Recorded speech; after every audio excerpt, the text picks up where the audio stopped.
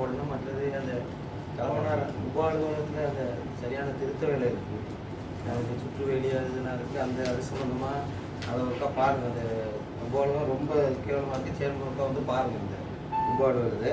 மற்றது சேர்மனுக்கு தெரியும் நான் கதைக்கப்படுற விஷயம் என்னன்னு, இந்த இறைச்சி கடை சம்மந்தமான ஒரு விஷயம். 3 கிழமைக்கு முன்னுக்கு வெள்ளிக்கிழமை இறைச்சி கடை, அதாவது சகோதரர் விஜயன் அவர்கள் இதில் ஒரு தீர்மானம் ஒன்று எடுத்தார். என்னென்னா இந்த காசு கட்ட வேண்டிய எல்லாத்தையும் உடனடியாக காசு கட்ட சொல்லி, அதுக்கு இணங்க செயலாளர் ஒரு நடவடிக்கை எடுத்தீங்க. எப்படின்னா இறைச்சி கடைக்கு ஒருத்தர் வந்து மொத்தமாக 2,31,000 பணம் கட்டணும். அந்த அதாவது 3 மாத கட்டணம் கட்ட வேண்டியது, அதை கட்டலை. அவர் கட்டாத பட்சத்தில் அங்கே உள்ள ஊழியர்கள் அங்கே கொண்டு போய் ஒரு நோட்டீஸ் ஒட்டுறாங்க அந்த கடையில். எனக்கு தெரியும், வெள்ளிக்கிழமை பின்னேற ஓட்டுறாங்க, சனி ஞாயிறு வந்து அலுவலக நாட்கள் இல்லை. அப்போ அந்த நோட்டீஸ் அடுத்த நாள் கிளிப்பட்டு கடை துறப்படுது, பணம் கட்டுப்படுது. அப்போ எனக்கு வந்து திங்கக்கிழமை அந்த ஊர் மக்களால், நான் வேணால் பேர் குறிப்பிட சொன்னால் குறிப்பிட்றேன், அந்த ஊர் மக்களால் கொஞ்சம் பேர் வந்து சொல்கிறாங்க, இது எப்படி தன்னிச்சையாக ஒருத்தர் நோட்டீஸை கிழித்து இந்த கடையை எப்படி திறப்பாங்க. அதுக்கு செயலாளர் எனக்கு ஒரு விளக்கம் தருங்க. இன்னொரு பிரச்சனைனா அங்கே உள்ள ஊழியருக்கும் தெரியாது அந்த நோட்டீஸ் கிழிச்சது. அங்கே ஒரு பிரதேச சபை உறுப்பினராக என்னையும் தெரிஞ்சு வச்சுட்டு எனக்கும் தெரியாது. சேர்மன் அதாவது தவிசாளர் என்ன முறையில் அதை கிழிக்க சொன்னாரோ கிழிச்சாரோ, ரெண்டும் ஒன்று தான். கிழிக்க சொன்னாலும் ஒன்று தான், கிழிச்சாலும் ஒன்று தான், கடையை திறக்க சொன்னாலும் 3மே ஒன்று தான். ஊழியருக்கு இடையூறாக இருந்திருக்கார் சேர்மன். மற்றது அங்கே ஒரு பிரதேச சபை உறுப்பினர் எனக்கிட்ட எந்த ஒரு தகவலும் தராமல் நடக்கட்டு. அடுத்து எனக்கு ஒரு விஷயத்தை நீங்கள் செயலாளர் சொல்லணும். அந்த இறைச்சி கடைக்கும் பள்ளிவாசலுக்கும் என்ன சம்மந்தம் இருக்குது? இறைச்சி கடை 5 கிராமங்களுக்கு உட்பட்ட இறைச்சி கடை, அதில் 4 மதங்கள் இருக்குது. அதையும் எனக்கு ஒரு விளக்கம் தரணும். பள்ளிவாசலுக்கு இதுக்கு என்ன சம்மந்தம் இருக்குது? மற்றது நோட்டீஸ் ஒட்டப்பட்டதை வீடியோ எடுத்து வச்சுருக்கேன், கிழிச்சதையும் வீடியோ எடுத்து வச்சுருக்கேன். இவ்வளவு பிரச்சனை இருக்குது. ஒரு பிரதேச உறுப்பினராக நான் அதுக்குள்ளே தெரிஞ்செடுக்கப்பட்டேன். ஆனால் எனக்கு எதிராக ஒருத்தர் இருந்தார்ல, எனக்கு அவர் சொல்லி சில விஷயங்களை சேர்மன் செஞ்ச மாதிரி நான் கேள்விப்பட்டேன். அதுக்குரிய அந்த கடிதம் ஒன்று உங்களுக்கு தந்திருக்கேன்னு நினைக்கிறேன், கொடுத்த ஊழியர் அவர்கிட்ட கொடுத்துருக்கேன் அந்த கடிதத்தையும் பாருங்கள். அப்போ நாங்கள் அதுக்கு இருக்கிறதுனால எங்களுக்கு எதிராக உள்ள ஒருத்தர் சேர்மனோட கதைச்சி எனக்கிட்ட பேச வேண்டிய விஷயத்தை நம்மட சேர்மன் நீங்கள் போய் கரிசலில் கதைங்கன்னு சொல்லி அந்த கடையை சேர்மன் எனக்கு அறிவித்தல் தராமல் ஒன்றுமே தராமல் அந்த கடையை தரணும். நான் அதில் தெரிவு செய்ய வேண்டிய காரணம் என்ன? நான் மக்களால் தெரிவு செய்யப்பட்ட ஒரு ஆளை மதிக்காமல் இந்த விஷயத்தை செய்கிறத எனக்கு சரியான எனக்கு வந்து தகவல் தரணும். அவருக்கு மெடிக்கல் அந்த இதெல்லாம் பிரச்சனை, அவர் என்கிட்ட தான் வந்திருக்கணும். அந்த பிரதேசத்துக்குரிய நான் அங்கே உள்ள ஊழியர் அங்கே 2 பேர் இருக்காங்க. ஊழியர் தான் ஒரு நோட்டீஸ் ஒட்டாங்க. நோட்டீஸ் ஒட்டப்பட்டதை கிழிக்கலாமா? உங்கள்கிட்ட கேட்காம உங்கள்கிட்டயே நான் தொலைபேசியில் தொடர்பட்டு பேசுகிறேன். நீங்கள் அதுக்கு எனக்கு திருப்பி ஒரு இதுவுமே தரலை. எங்களையும் அங்கே தெரிஞ்சு வச்சுட்டு சேர்மன் தன்னிச்சையாவோ இல்லாட்டி ஊழியர்கள் தன்னிச்சையாக செயல்படுறாங்கன்னா நாங்கள் அங்கே இருக்க வேண்டிய அவசியம் இல்லை. எனக்கு இது சரியான எனக்கு ஒரு தெரிவு தரணும், 2 பேருமே தரணும். இது எனக்கு மிகப்பெரிய ஒரு கவலைக்குரிய வழி. ஏன்னா இன்னொரு நான் வந்து ஒரு இடத்துல எடுத்து நிற்கிற நேரம் அந்த மக்கள் வந்து கேட்குறாங்க, இதுக்கு தான் நாங்கள் சொன்னோம், நீ வந்து என்னத்துக்கு இந்த இடத்துல இருக்குன்னு சொல்லி அந்த மக்களுக்கு உள்ளவங்களை, அதாவது ரிசார்ச்சிட்டு உள்ளவங்க வந்து எங்கிட்ட கேட்குறாங்க. சேர்மன் வந்து இங்கே முடிவு எடுக்கிறாரு. பிறகு நான் கேள்விப்படுறேன், ஞாயிற்றுக்கிழமை சேர்மன் அந்த ஊருக்கு வராது. பள்ளிவாசலில் சொன்னோம்னா அது செஞ்சது பிள்ளைன்னு சொல்லி திருப்பி பள்ளிவாசலில் சந்திக்க வர்றாரு. அப்பயும் என்கிட்ட சொல்லலை. நான் அங்கே இருக்க வேண்டிய அவசியம் இல்லையே. நீ தெரிஞ்சுக்கிறதுக்கு என்ன ஒரு பிரயோசனம் இல்லையே. இதை நான் ஒரு ஆதங்கத்தில் ஒரு கோபத்தில் இது போல தவறுகள் இனிமேல் நடக்கும்னா நான் வந்து அன்றைக்கு போன கூட்டத்தில் இந்த உறுப்பினர்கிட்ட கேளுங்க, தவிசாளர் ஊழியருக்கோ எங்களுக்கு இடையூறு வந்து வழக்கு தொடரலாம் சொல்லியிருக்காங்க. இப்போ உங்களுக்கு இது இடையூறு தான். ஊழியருக்கு தெரியல, முதல்ல ஒட்டப்பட்ட ஊழியருக்கு தெரியல, இருக்கிற பிரதேசத்துக்கு தெரியலன்னா அப்போ அது என்ன இது பிரச்சனை? இதெல்லாம் கடுமையாக கண்டிக்கிறேன். இது போன்ற விஷயங்கள் இனிமேல் நடக்காமல் இருக்கிற தவிசாளரும் அதை பார்த்துக்கொள்ளணும், செயலாளரும் பார்த்துக்கணும். இன்னும் அந்த காசு கட்டுப்படலை. 2,30,000 ஒரு 90,000 கட்டியிருக்காங்க, மொத்தமே 3 லட்ச ரூபா. இப்போ இதுக்கு நீங்கள் 21 நாள் ஆகி இதுக்கு ஒரு நடவடிக்கை எடுக்கல. நாளைக்கு அந்த கடையை திறக்க விடக்கூடாது, நோட்டீஸ் ஒட்டணும். நீங்கள் கட்டாயம் அதை செய்யணும். ஏன்னா அது ஏற்கனவே தீர்மானம் எடுத்தனால தான் அவங்க நோட்டீஸ் ஒட்டுறது. ஊழியருக்கு இடையூறு, பிரதேச சபை உறுப்பினருக்கு இடையூறுனா அது மாதிரி வேலைகளை இனிமேல் வச்சுக்கொள்ளக்கூடாது. இதுக்கு நீங்கள் அப்படி சம்பவம் இனிமேல் நடக்க மாட்டேன், இன்னும் வன்மையாக நான் கட்டிப்பேன். நன்றி. நீங்கள்லாம் வாக்களித்து சேர்மனை எடுத்திருந்தா ஒரு சில விஷயங்களுக்கு உங்களோட விஷயங்களுக்கு தத்துணிச்சல் சொல்கிறீங்க தானே, உங்களோட துணிச்சலை எடுக்க சொல்கிறீங்க. மின் விளக்குக்கு தத்துணிச்சல் எடுப்பேன்னு சொல்லிக்கிறேன், எடுப்பேன் சரியா? அதே மாதிரி ஒரு சில விஷயங்களுக்கு மெடிக்கல் ரிப்போர்ட் ஆல்ரெடி இந்த இடத்துல தவிசாலை இல்லாத டைமில் செக்ரட்டரியேட் வந்து இந்த வேலை நடந்திக்குது. அப்போ அவங்க மெடிக்கலோட வந்துக்கிறாங்க. ஒரு தாய் வந்து மெடிக்கலோட அவங்களோட மாப்பிள்ளையோட வந்து அந்த இடத்துக்கிட்ட செய்கிறவங்க வந்து சுகம் இல்லை, எனக்கு இதாகி ஜப்னா அங்கங்கிட்ட பேசி வந்து மெடிக்கல் ரிப்போர்ட்டோட வச்சுக்கொண்டு சல்லியும் கையில் ஈக்குது, நான் கட்டுறேன் 90,000 ரூபா அப்படி நிற்கிறாங்க. அப்போ அந்த சல்லி கட்டுற விஷயம் கையில் ஈக்கும் போது நான் எந்த கையில் தர வேணாம், நீங்கள் மண்டே கொண்டு போய் சல்லி கட்டுங்க. மண்டே சல்லி கட்டினாங்களா? அந்த 90,000 கட்டினாங்க. அப்போ சல்லி கட்டிக்கிறாங்க. மற்றபடி இப்போ சேர்மன் போய் அங்கே கிளிக்கவும் இல்லை, அங்கே உள்ள அலுவலகத்தில் சொல்லி அதை இப்போ இவங்க என்கிட்ட ரிக்வஸ்ட் வந்தால் நான் செய்யத்தானே வேணும். ஒரே சொல்லுங்க.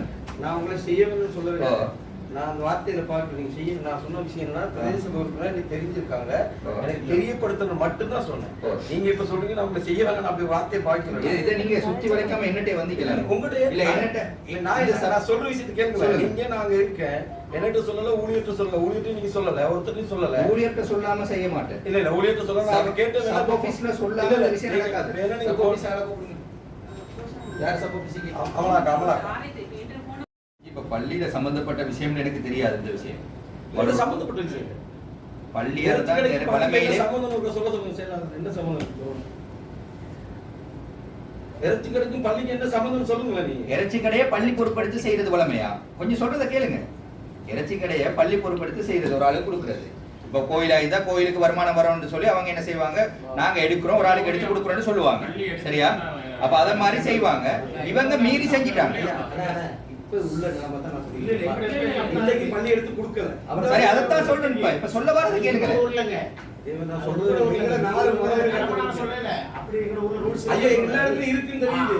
இப்ப நடந்த நடைமுறை தான் சொல்ல வரத கேளுங்க. சேமன் சொல்றது கேளுங்க. சேமன் சொல்றா அத சொல்றாங்க.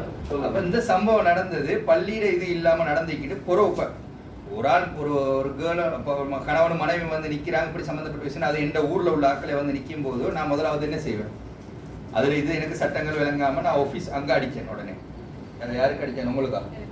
இவங்களுக்கு அடித்து அதோட அங்கே ஒரு ஆரையா அவர்கிட்ட சொன்னா தான் சரியாக வந்து சொன்னீங்கன்னா அதுக்கு பின் அவங்கள்ட்ட சொல்லித்தான் அதை துறக்கிறதுக்கு அனுமதியை கொடுத்தணும். ஆஃபீஸர் சப் ஆஃபீஸர் மூலமாக தான் எல்லாம் செஞ்சுக்குது.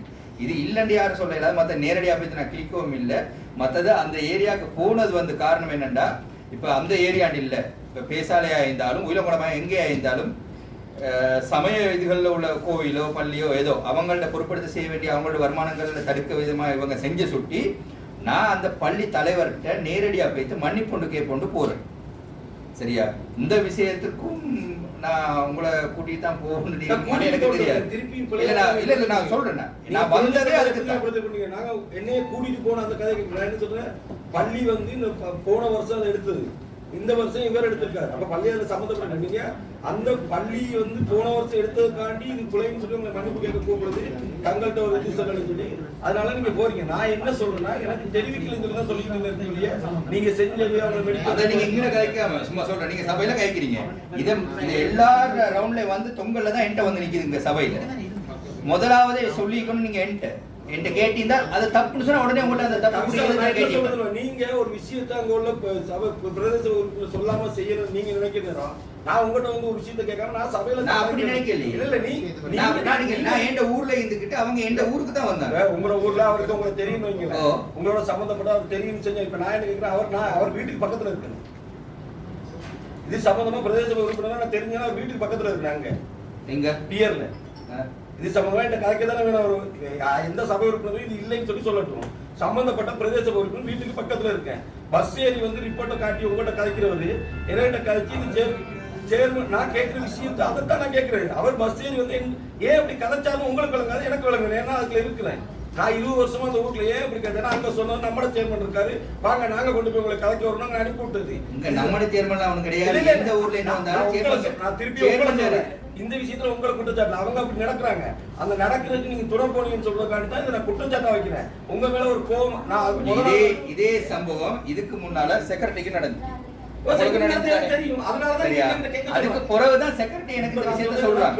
உறுப்பினர் அங்க இருக்கிறாங்க, அவர்கிட்ட கேட்டுதான் உங்களுக்கு எல்லாம் சொல்லியிருப்பேன். அவர் பள்ளிக்கு எதிரானால் மற்றது பிரதேச சபைக்கு எதிரானால் அவர் பிள்ளையானால் நான் கூட சொல்லியிருப்பேன்னு சொல்றேன். இதைத்தான் சொல்ல அதை சொல்றதுக்கு நீங்க என்கிட்ட கழிச்சிருந்தா தானே சொல்லுங்க. நீங்க என்கிட்ட கதைக்காம பின்காலே அப்படி வந்தா என்ன பிரச்சனை முடிஞ்ச பிறகு கூட அது சம்பந்தமான எல்லாத்தையும் சொல்லி என்ன செய்யுது.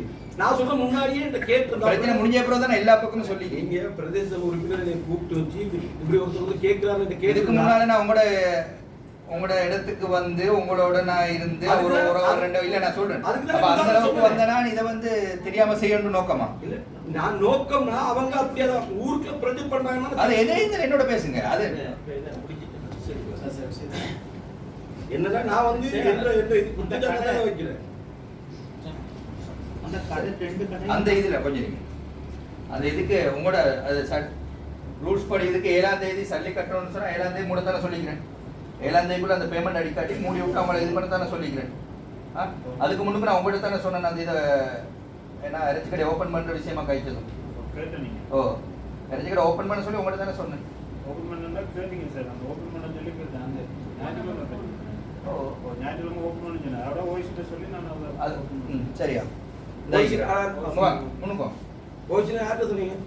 ஓய்ஸ்ட்டு சொல்லி தான் ஓப்பன் பண்ணி அவங்கள்ட்ட நீங்கள் கோல் எடுத்துக்கணும் என்ன சொன்னாங்க? நான் நேராக ஆஃபீஸுக்கே போனேன். ஆஃபீஸுக்கே போனால் இவருக்கு தெரியும். இவர் இந்த அதே ஆஃபீஸில் நேராக ஆஃபீஸுக்கு போய் கேட்டு அவங்க தந்த தகவல் இந்த ஃபோனில் ஃபுல்லாக இருக்குது. எத்தனை மாதம் எவ்வளவு தண்டப்படம் என்ன எல்லாமே அவங்கள்ட்ட எடுத்து அவங்களோட ஃபோன்லேருந்து எனக்கு அனுப்பியிருக்காங்க.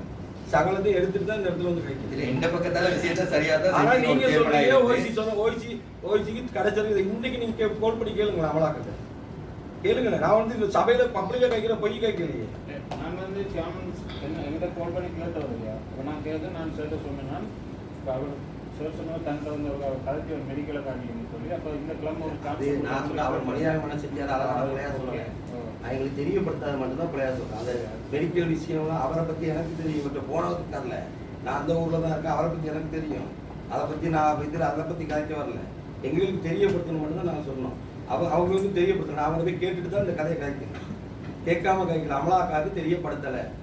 சரி நோட்டீஸ் யார் கிழிக்கணும்? நோட்டீஸ் அங்கே நாங்கள் படிக்கணும். இல்லைன்னா எங்களை ஓய்ஸ் கிளிக்கணும். லீவு நாள் இந்த ஞாயிற்றுக்கிழமை அதெல்லாம் கிளிக்கலாம். எல்லாமே சட்டத்துக்கு முறமா செஞ்சுட்டு இன்றைக்கு வந்து நீங்கள் எங்கிட்ட சொல்லிக்கிட்டு இருக்கீங்க. இதை இப்போ யாரெல்லாம்